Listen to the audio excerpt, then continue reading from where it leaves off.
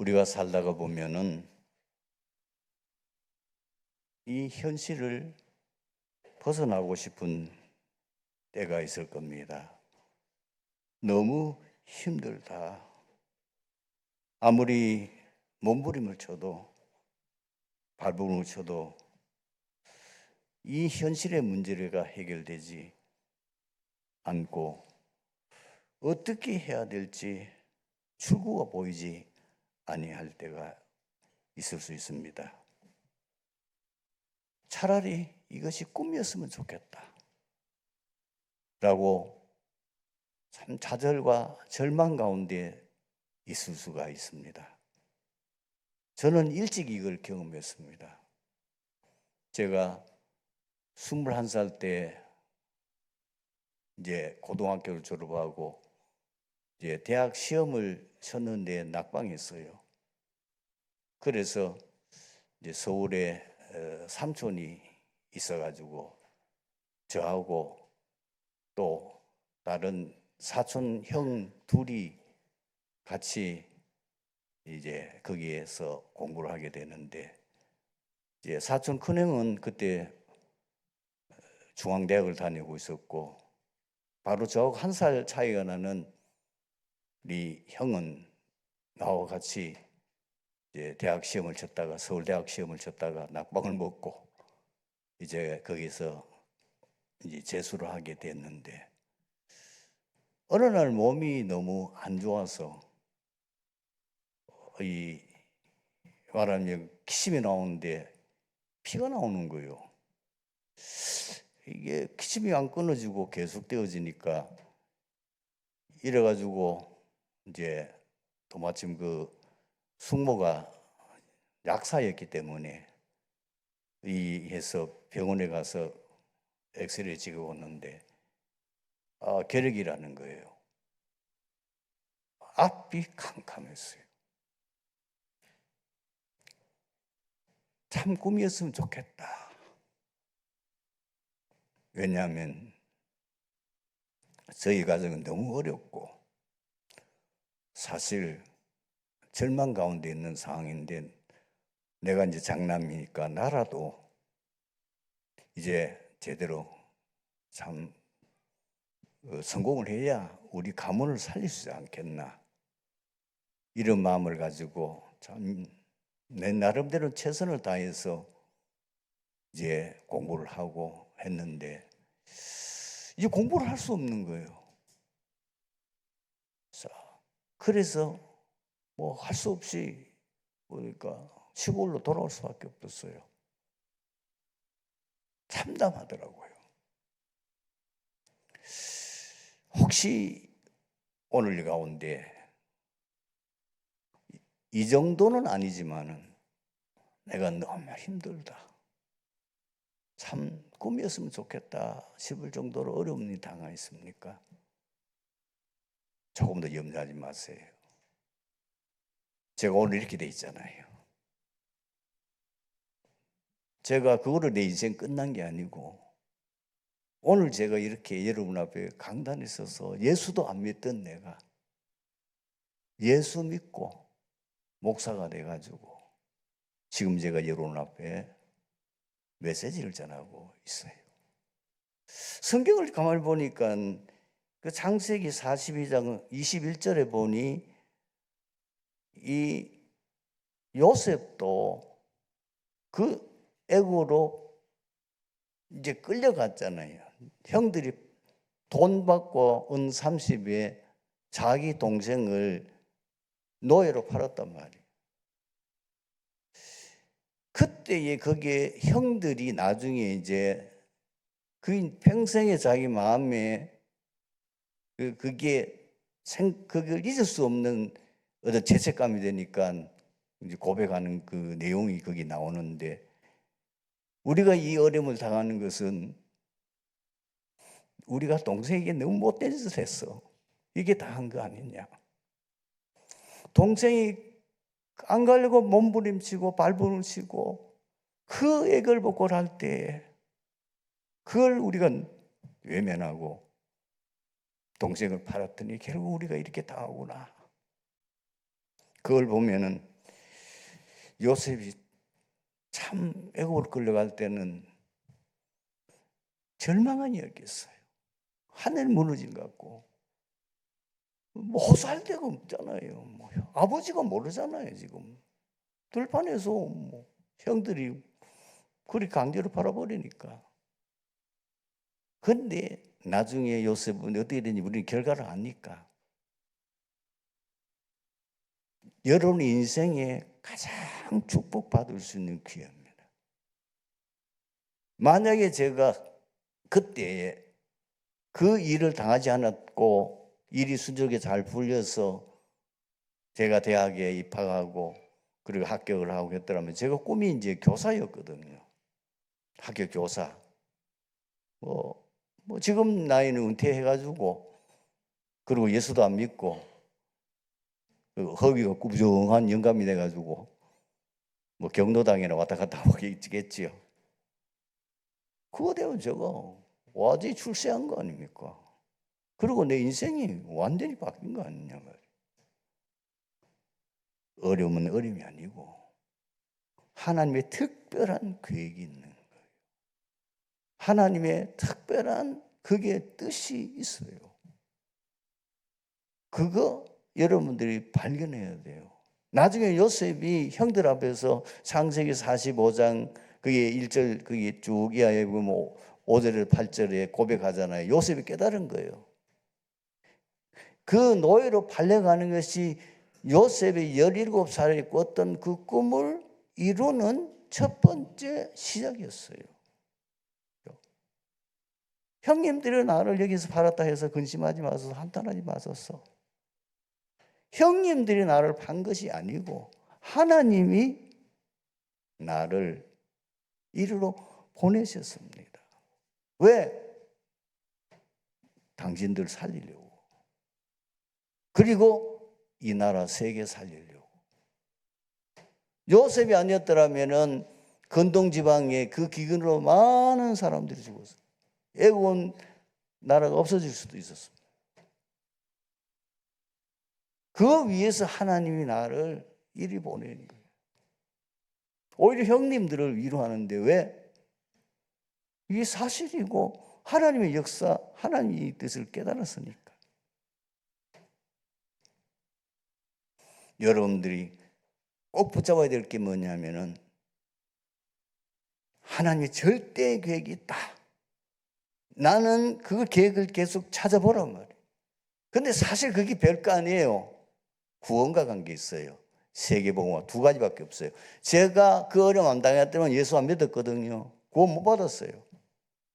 제가 그런 일이 없었더라면 제가 목회자가 되질 않아요. 그러니까 제 꿈이 교사였다니까요. 완전히 내 인생을 뒤바꿔 버렸어요. 내 계획은 광고도 없고 하나님의 나에 대한 절대 계획과 하나님의 뜻을 나를 통해서 이루는. 뭐 하나님 하시는데 누가 맡겠어? 두 번째로 나는 절대 불가능. 사람은 절대 불가능하지만 하나님은 절대 가능하다. 지금 꿈이었으면 좋겠다. 정말 어떻게 해야 될지 모르겠다고 하지만 그러나 이 환경, 이 현실 하나님 하실 수 있어요. 여러분의 지금 이 현실 이게 탈출하고 싶잖아요. 하나님 하실 수 있어. 성경에 계속 그 얘기 아닙니까? 일곱명의 렘넌트 그 증인 아니요. 노예가 세상의 최고 성공한 뭐죠? 총리. 그래서 세계복음하고 목동이 어느 날 이스라엘의 최고의 왕이 돼가지고 또 세계복음하고 이 뭐 나타난 현실대로 농부가 어느 날 세고하는 선지자가 되고 이 성경은 계속 포로 시대에 잡혀간 거기에 다니엘 세 친구 보세요. 얼마나 참담합니까? 정말 꿈이었으면 안 좋겠어요. 나라가 완전히 망하고 성전 불타고 모든 이 성벽은 무너지고 거의 대부분의 백성들은 병들어 죽거나 전쟁터에 칼에 맞아 죽거나 그리고 굶어 죽거나, 그 가운데 몇 사람은 그렇게 지금 포로로 묶여가지고 끌려 어디까지 갔습니까? 바빌론까지 갔어요. 여러분, 이 다니엘 그 세 친구가 얼마나 비참하겠어요. 나중에 다니엘이 어느 정도 역사가 일어났습니까? 전 바빌론, 그리고 메데 파사, 나중에는 이 고레스 왕 페르시아 나라가 세워질 때까지, 나라가 3번 바뀌는 데까지 영향을 줬어요. 사실 이스라엘 백성들이 이 다시 포로에서 귀환하게 된 고레스 왕이 있거든요. 그 영향이 제가 보기에는 다니엘의 영향이 컸다고 봅니다. 그때는 이미 다니엘 나이가 너무 많은 상태예요. 신약 성경에 나오는 초대교회 그 사람들이 어떻게 세계복음합니까? 절대 불가능한 거죠. 여러분, 응답받는 방법도 간단해요. 지금 여러분들의 그거 다 내버리세요. 여러분들이 왜 그래 하느냐, 왜 그렇게 코나 모르느냐 아셔야 됩니다. 내 영적 상태가 세계복음할 상태가 아니에요. 내 지금 체질이 아니에요. 내 지금 다른 것 엄청 지금 하나님과 전혀 반영가 안 받는 것으로 충만해요. 동기 충만해요. 다른 거로 지금 충만해. 버리라는 겁니다. 그런데다가 아무 일 없어요, 영적으로. 어떻게 영혼 구원하며 어떻게 세계복음화해요? 영적인 힘은 하나도 없는데. 그래서 나를 완전히 뒤집으려고. 말하자면 엔진을 완전히 올 보링, 근본부터 뒤집어 버려. 여러분, 모세가 왜 40년 광야 생활한 줄 압니까? 그 근본을 완전히 뒤집는데 시간이 그만큼 필요했어요. 그냥 된 게 아니에요. 그냥 40년이 아니에요. 애국에서 왕궁에서 40년 동안 세상 것으로 충만했어요. 그게 완전히 그야말로 그 기준, 표준, 그 인생의 모든 목표, 세상 것으로 충만했어요. 그것 가지고는 애국 못해요. 지도자 못돼요. 하나님이 그래서 광야로 집어넣은 거예요. 그렇게 갈 수밖에 없도록 사건을 터뜨린 거죠. 여러분, 3가지 마시면 돼요. 이제부터 오직 복음에 집중하십시오. 그리고 2번째는 뭐냐? 복음 누리는 77 기도. 요즘 여러분 2024년도 우리 교회 언약 기도문 그거 잘 만들었어요. 우리 부역자들에서 굉장히 애쓰고 만든 거예요. 그거 매일 좀 몸이 건강치 않고 건강에 문제가 있는 분들은 이제 그 건강을 회복하면서 응답을 받아야 되니까 우리 교회 안에 병원에서는 절대로 못 고치는 그런 사람이 지금 건강에 뻘뻘 살아가지고 지금 다니고 있다니까요. 눈 뜨고 보세요. 그런 분이 지금 우리 교회 한두 명이 아니에요. 저도 물론 증인이지만 제가 대장 수술 3기 수술 받고 항암 치료 안 받고 바로 퇴원해가지고 지금 이 강단에 서 있는 거 병원에 갔는데 5년 뒤에도 너무 뒤에 가서 봤는데 문제 없어요. 아무 문제 없어요. 증인 많아요. 어떻게 하면 되느냐? 이 777 기도 드리는데 호흡, 음식, 운동 하시면 됩니다. 여러분 진짜 하시면요. 우리 교회 지금 보니까 결혼한 새 가정들이 많은데 애가 없어. 제가 또만 하나님 앞에 한나처럼 엎드려서 기도할 건데 몸 상태 완전히 회복하세요. 여러분들이 지금 왜 아기를 못 가졌냐? 아기 가질 몸 상태가 아니에요. 너무 요즘 젊은 사람들이 음식을 인스턴트 식품 그거 전부 다 우리가 볼 때는 정크 푸드거든요. 그 말하면 쓰레기 같은 음식이 지금 일반 여러분 좋아하는 그 음식은 전부 다 그게 쓰레기 같은 음식이라니까요. 그게 우리 몸을 다 병들게 하는 거예요. 그러니 애기가 들어설 수 있나? 딱 음식을 정결하게 좀 도움도 필요해요. 많은 우리 교회 안에 이 치유 사역자들이 있으니까 그 도움을 받고 호흡하고 정말 이제는 이제 제대로 우리가 시대 살릴 수 있는 렘넌트 내가 생산해서 앞으로 이 렘넌트가 세계 복음할 수 있는 7명의 렘넌트 같은 일꾼 그리고 복음 명문가면 우리가 이루어야 될 거 아니에요. 내 몸이 그 아기를 가질 수 있는 내 상태가 돼야 된다고. 참 저는 안타까운 거죠. 이걸 강단에서 말하기가 쉽지 않은데 오늘 이왕 말이 나왔으니까 합시다. 그래서 제대로 이제 여러분 옛날에는 그렇게 못 먹어도요 애 너무 많이 나고 난리예요. 옛날에 여러분 풀 먹고 죽 먹고 어디에 고기 먹었습니까? 그런데도 그 건강 상태는 아기를 가질 수 있는 가장 건강 상태가 되어 있기 때문에 결혼하면 아기 낳고 1년도 안 돼가지고 또 놓고 이래가 줄줄이 사탕이라. 보통 집에 가면은 아기가 몇 명입니까? 7, 8명이요. 그런데 요즘은 그렇게 잘 먹고 그렇게 기름진 음식 먹고 그렇게 하는데도 왜 아기 안서를 쓰냐 말이에요. 원인을 찾아내야 되는 거예요. 그리고 여러분들이 전도가 되든지 안 되든지 내 인생 삶의 방향을 전도해 두십시오.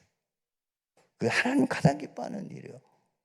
내가 사업하는 목적도 그러니까 마태복음 6장 33절 말씀을 늘 붙잡고 너희는 먼저 그의 나라와 그 일을 구하라. 그래야만 그 뒤에는 따라와. 진짜 그래 해도 안 되던데요. 모세는 80년 기다렸어요. 80년 기다려봤어요? 이거 하면서 오직 복음, 오직 77 기도, 복음 누리는 기도, 오직 전도에 내 인생을 걸고 80년 전도에 올인해봤냐 이 말이에요. 그 뒤에 와서 얘기해보세요. 여러분 아브라함은 100세에 아들 낳았어요. 조급하지 마세요. 절대로 포기하지 마시고 욕심 부리지 말고 계속 하시면 돼요. 어느 날 내 수준과 상관없이 하나님이 응답하실 줄로 믿습니다. 예수님께서는 앞 두 절에서 세상을 향한 하나님의 사랑과 자신이 오신 목적이 바로 구원이었음을 강조하셨습니다. 본문에는 그럼에도 불구하고 하나님의 은혜를 받아들이지 않는 사람들에게는 엄하고 무서운 심판이 불가피하게 될 것임을 말씀하셨습니다. 왜냐하면 모든 사람은 아담의 후예로서 원죄와 자범죄로 말미암아 형벌을 받을 수밖에 없는 운명에 처해 있기 때문이요. 따라서 구속주로 오신 예수님을 믿지 않으면 자연히 멸망과 정죄 가운데 있기 때문입니다. 이 사람들이 거부한 이유도 본문에서 밝혔습니다. 오늘 본문 19절, 20절 읽어보세요.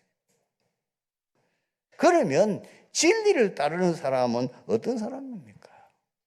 첫 번째로 하나님께서 주신 독생자 예수 그리스도를 믿는 자입니다. 오늘 18절의 말씀이죠.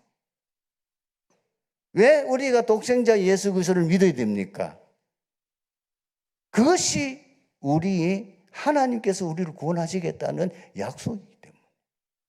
인간이 범죄하자마자 하나님 우리에게 뭘 주셔도 구원의 약속을 주셨는데 그리스도, 그것이 창세기 3장 15절 아닙니까?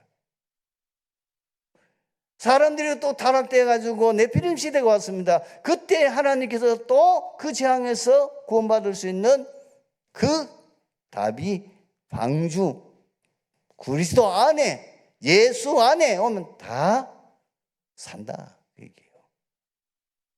이스라엘 백성 이제는 노예까지 되어버렸어요.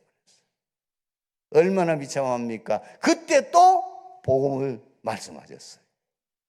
피제사들이. 바로 왕이 언제 이스라엘 백성들을 해방시켰습니까? 피제사 드리는 그 면설주에 피 바르고 문에 피 바르는 날, 애굽에 엄청난 재앙이 임하는데 모든 장자, 짐승까지 첫 새끼 다 죽고, 그런데 이스라엘 백성은 전혀 거기에 해가 없었어요. 그걸 보고 바로 왕과 온 이스라엘 백성은 두 손 두 발 다 들고 나가라고. 이게 뭐냐? 오직 그리스도, 독생자로 오신 예수 그리스도를 믿음으로 통해서만 인간이 구원받을 수 있다는 그 약속이 성취된 걸 보여주는 겁니다. 이제는 그 정도가 아닙니다. 나라는 완전히 망해버리고 포로됐어요. 그 포로된 이스라엘 백성들이 언제, 어떤 사람들이 다시 포로로 돌아오게 되느냐? 이 언약 잡은 사람, 그것이 이사야가 예언한 언약 아닙니까? 이사야서 7장 14절. 보라, 처녀가 잉태의 아들을 낳으니 그 이름을 임마누엘이라 하리라. 그것이 그리스도입니다.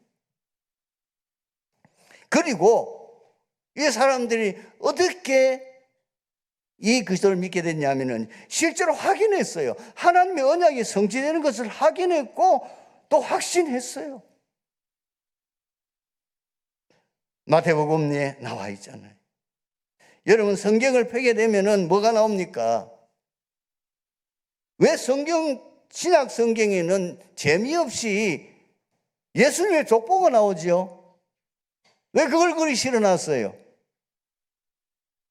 바로 이 예수가 구약에 약속한 그 혈통을 타고 난 그리스도라는 걸 증거하는 거예요. 반드시 그리스도는 아브라함의 자손이어야 돼요. 그리고 다윗의 혈통을 타고 나야 돼요. 그걸 지금 증거하는 거 아닙니까? 그리고 예수님이 여자의 후손이라는 증거를 거기에 또 말하고 있잖아요.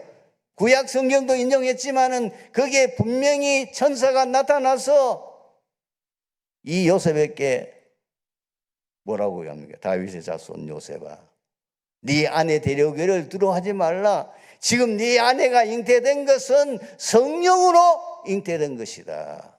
아들 낳을 것이니까 이름을 예수라 하라. 그러면서 거기에 구약 성경이 성취된 것을 모여본 거기에 기록해놨어요. 봤어요. 진짜 말씀이 성취된 걸 확인했다니까요. 확신할 수밖에 없죠.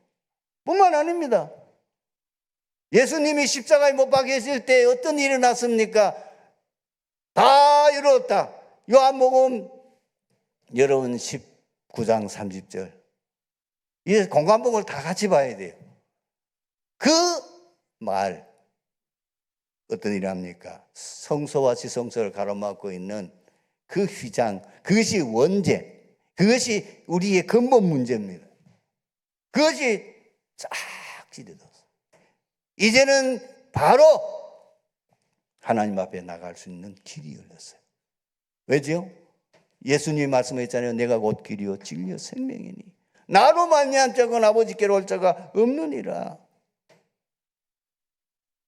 바울은 예수님의 부활에 대해서 이렇게 기록하고 있습니다. 고린도전서 15장 3절에서 4절에 어떻게 기록하고 있습니까? 내가 받은 것을 먼저 너에게 전하노니 이는 성경대로 그리스도께서 우리 죄를 위하여 죽으시고 장사진에 받았다가 사흘 만에 다시 살아나사 이렇게 말씀하고 있습니다. 성경대로 죽으시고 성경대로 장사 지내고 성경대로 살아나셨다. 초대교회에 증거 있습니다.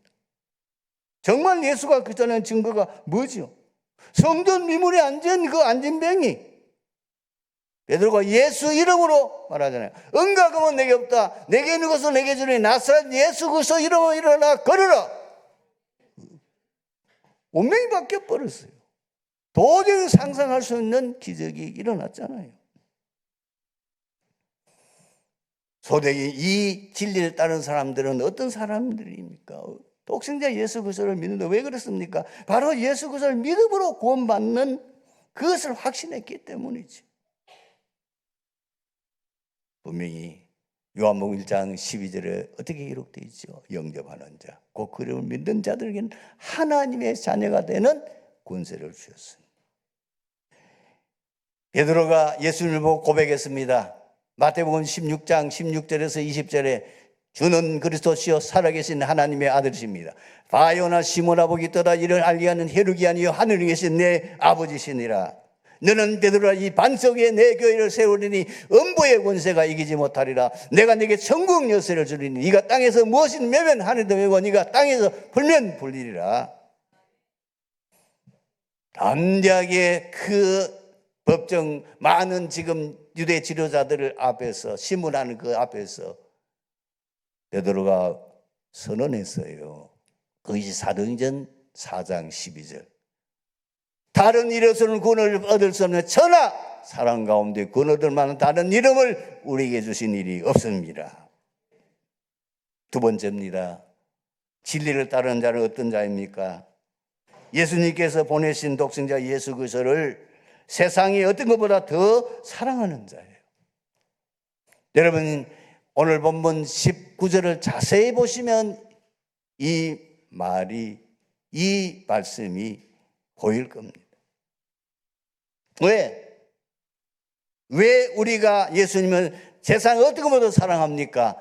예수를 아는 그 지식이 최고의 지식이기 때문에. 누가 고백했습니까? 빌립보서 3장에. 우리가 잘 아는 대로 사도 바울은 그의 최고의 지성인입니다. 최고의 성공한 사람입니다. 그 가문은 보통 가문 아닙니다.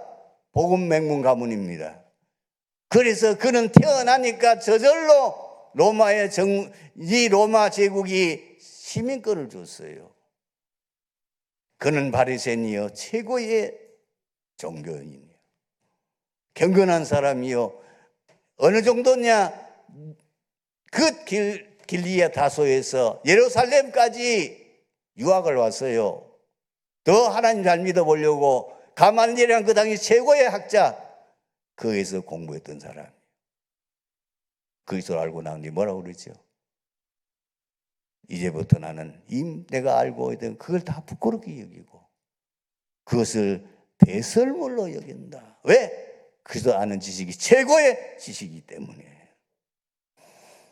왜 우리가 예수 그리스도를 세상 그 모든 것도 사랑해야 됩니까? 예수 그리스도 이름 앞에 모든 것이 무릎 꿇고 복종하기 때문입니다. 여러분 빌립보서 2장을 보십시오. 거기에 9절 10절에 어떻게 되어 있습니까? 이름으로 하나님이 그를 지극히 높여 모든 이름 위에 뛰어난 이름을 주사 하늘에 있는 자들과 땅에 있는 자들과 땅 아래에 있는 자들로 모든 무릎을 예수 이름 앞에 꿇게 하시고. 여러분 그 뒤에 계속 보십시오. 놀라운 일이. 그리고 거기에 빌립보서 3장 21절을 보면은 만물이 그리스도 앞에 복종한다고 되어 있습니다.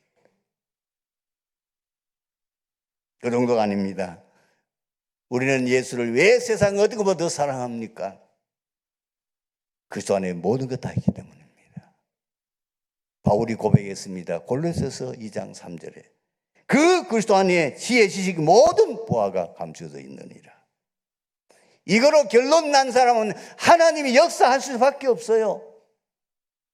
왜 우리가 안 되는 줄 아십니까? 이 대지에 결론이 안 났다고 말이에요. 진짜 결론난 사람은 세상 것 사랑하지 않습니다. 정말 결론난 사람은 세상 어느 것보다 예수만 사랑할 수밖에 없어요. 속일 수가 없는 거예요.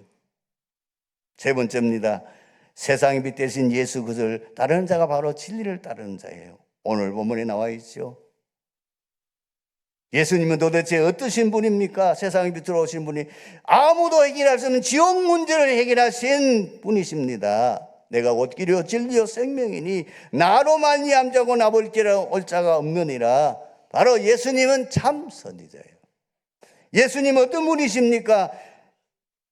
죄의 저주와 재앙을 해결하셨습니다. 마가복음 10장 45절에 인자가 온 것은 섬김을 받으려 함이 아니요 도리어 섬기려 하고 자기 몸을 많은 사람들의 제속물로 주려 하십니다. 여러분 로마서 8장 1절 2절에 그리스도 예수 안에 있는 자는 결코 정죄함이 없나니 생명의 성령의 법이 죄와 사망의 법에서 너를 구원하였습니다. 아무도 해결할 수 없는 사단의 문제를 해결하신 분이요 하나님의 아들이 나타난 예수는 마귀의 일을 멸하려 하십니다.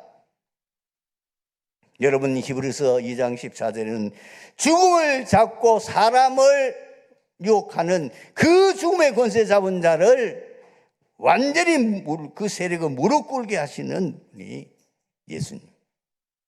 예수님만이 참 왕이시. 오늘 말씀의 결론입니다. 진리를 따르는 자는 심판받지 않습니다.